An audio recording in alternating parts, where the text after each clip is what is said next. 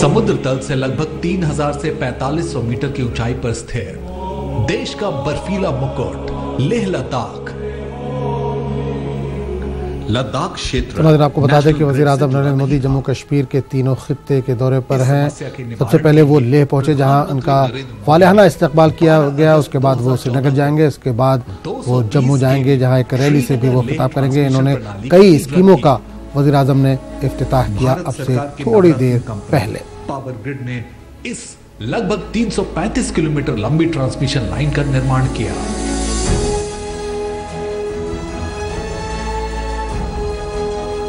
दुर्गम भौगोलिक कठिनाई के बीच बनाई गई लगभग 2266 करोड़ रुपए की लागत वाली इस प्रणाली में द्रास, कारगिल, खलसी और लेह में 4 आधुनिक 220 66 केवी गैस इंसुलेटेड उपकेंद्रों का निर्माण किया गया, जिससे लद्दाख वासियों को हर मौसम में गुणवत्ता युक्त बिजली सुलभ होगी और क्षेत्र का सामाजिक और आर्थिक विकास होगा। केवल 4.5 वर्षों में प्रधानमंत्री नरेंद्र मोदी के नेतृत्व में परियोजना पूरी हुई है और उन्हीं के द्वारा आज देश को मिल रहा है यह शानदार तोहफा। लद्दाख में सयाहों की तादाद में इजाफा हो, मुख्तलिफ सयाहती सरगर्मियां हो और दूर दराज के देहाती लोगों को मौक़े फराहम हो। इस ज़मीन में भारत सरकार ने जम्मू कश्मीर गवर्नमेंट की तजवीज़ पर लद्दाख में कई नई सयाहती रास्तों को खोलने की मंजूरी दी है, जिसका इफ्तिताह आज माननीय प्रधानमंत्री जी अपने दस्त मुबारक से करेंगे। माननीय प्रधानमंत्री जी।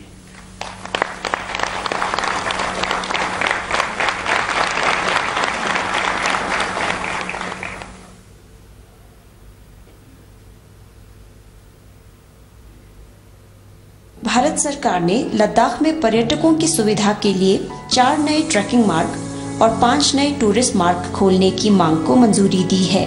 पर्यटन को बढ़ावा देकर पर्यटकों को बेहतर अनुभव प्रदान करने और यहाँ के दूर दराज के इलाकों में बसने वालों की आर्थिक स्थिति को बेहतर करने का दोहरा मकसद इस निर्णय से पूरा होगा और क्षेत्र भर के पूर्ण विकास के लिए ये एक वरदान साबित होगा।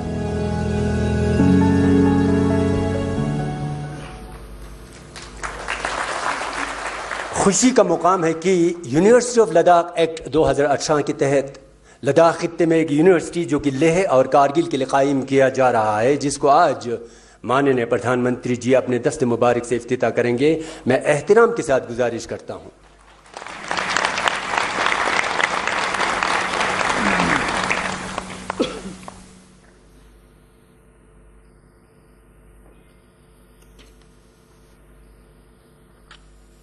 हाल के दिनों में लेह और कारगिल के लोगों को सरकार द्वारा लद्दाख यूनिवर्सिटी दिए जाने से लद्दाख भर में खुशहाली की लहर दौड़ चली है। पिछले कुछ दशकों से उच्च शिक्षा के लिए लद्दाख भर से विद्यार्थी भारत के अन्य राज्यों में जाने को मजबूर रहे हैं। ऐसे में उनकी आर्थिक परेशानी सबसे बड़ी रही है। लद्दाख यूनिवर्सिटी के खुल जाने से न सिर्फ विद्यार्थियों की मुश्किल हल होगी, बल्कि लद्दाख की आने वाली पीढ़ियों का उज्जवल भविष्य भी इससे सुनिश्चित होगा। और वज़ीर आज़म के दौरे के ताल्लुक से मज़ीद बातचीत के लिए हम सीधे रुक करेंगे अपने नुमाइंदे के पास, जो इस वक्त हमारे साथ फोन लाइन के जरिए मौजूद है। जिया, आप वहाँ पर मौजूद है, लेह में मौजूद है। पीएम का ये तीसरा दौरा है 4.5 साल में। लेह का किस तरह का माहौल है, लोगों में किस तरह का खुशी का माहौल देख पा रहे हैं आप?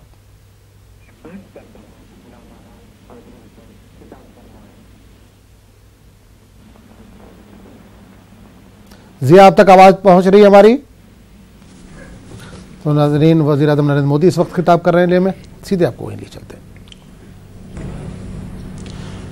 लद्दाख पा सांगमाला यांग लाची जुल्ले लद्दाखला स्कायस चेनमो मा मांगपो ह्योंगस्ते योड़ हाइले।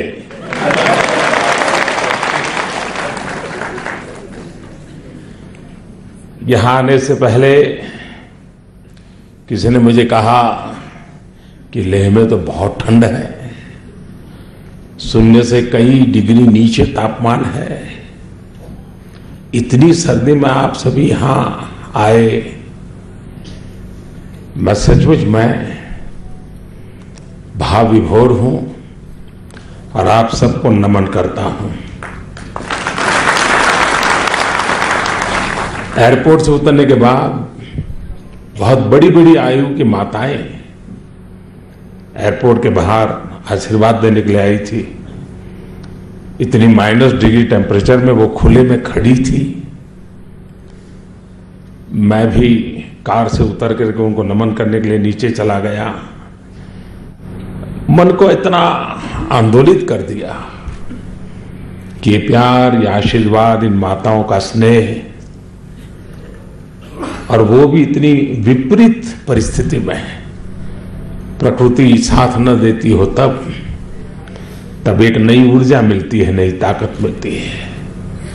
आप लोगों के इस अपनत्व, इस स्नेह को देखकर मुझे जो थोड़ी बहुत भी ठंड लग रही थी, अब उसका भी उतना एहसास नहीं हो रहा है।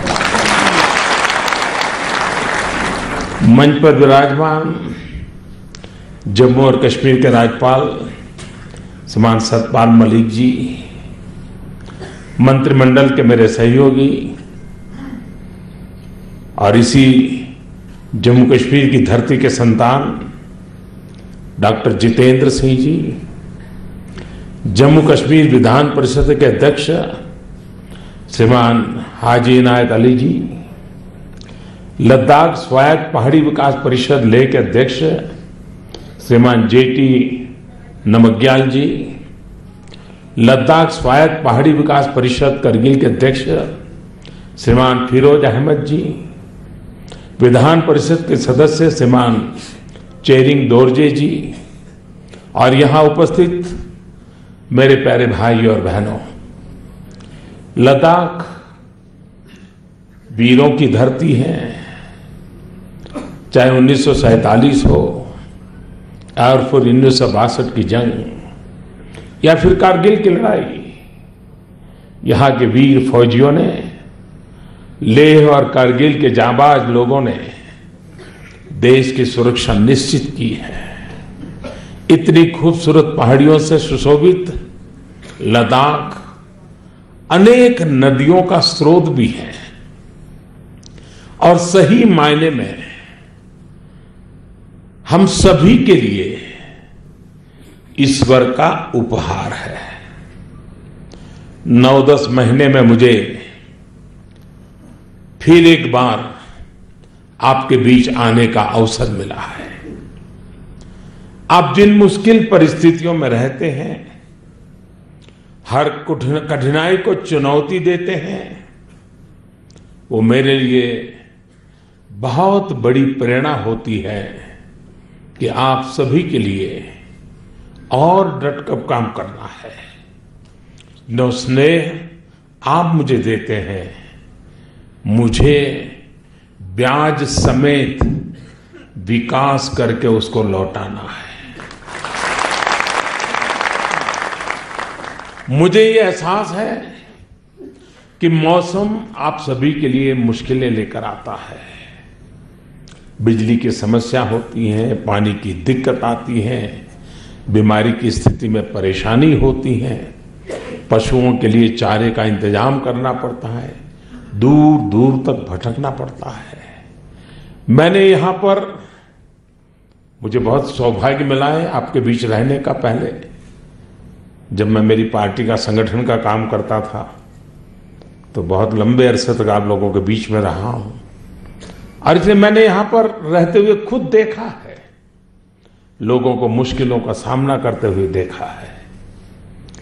साथियों, इन्हीं परेशानियों को दूर करने के लिए केंद्र सरकार पूरी तरह से प्रतिबद्ध है, और इसलिए मैं खुद बार बार लेह, लद्दाख और जम्मू कश्मीर आता रहता हूं।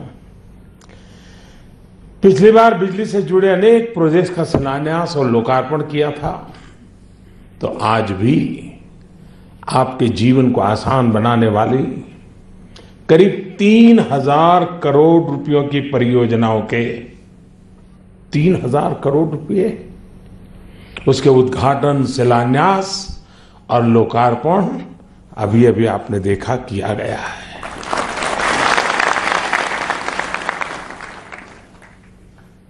द्रास हाइड्रो इलेक्ट्रिक प्रोजेक्ट से लेह और करगिल के अनेक गांवों को पर्याप्त और सस्ती बिजली उपलब्ध हो पाएगी।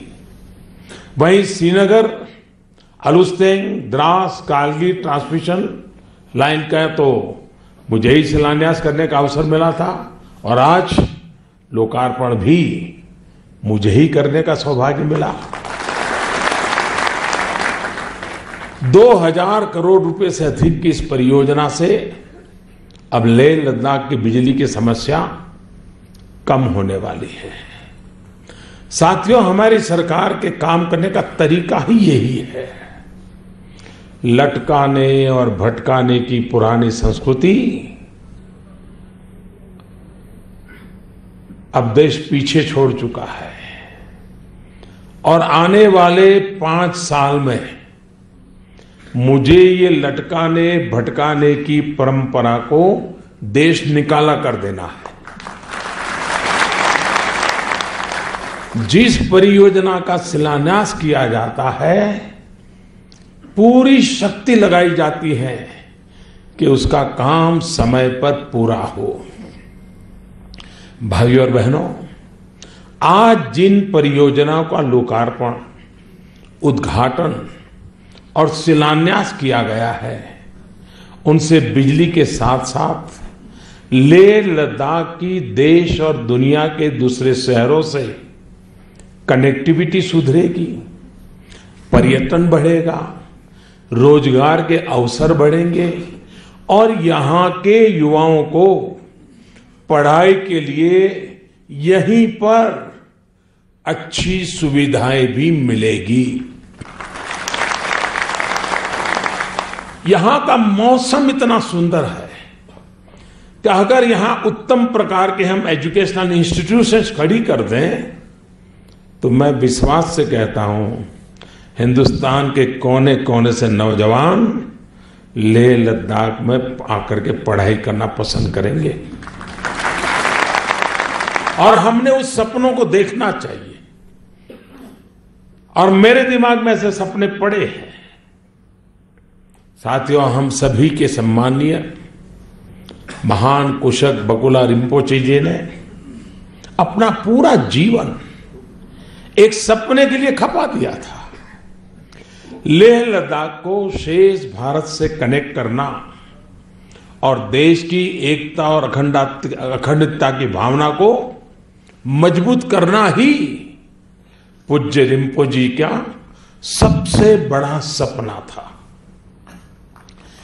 केंद्र सरकार उनके सपनों को साकार करने के लिए यहां कनेक्टिविटी को एक नया विस्तार दे रही है। लेह लद्दाख को रेल और हवाई मार्ग से जोड़ने वाले 2 बड़े प्रोजेक्ट्स पर काम चल रहा है।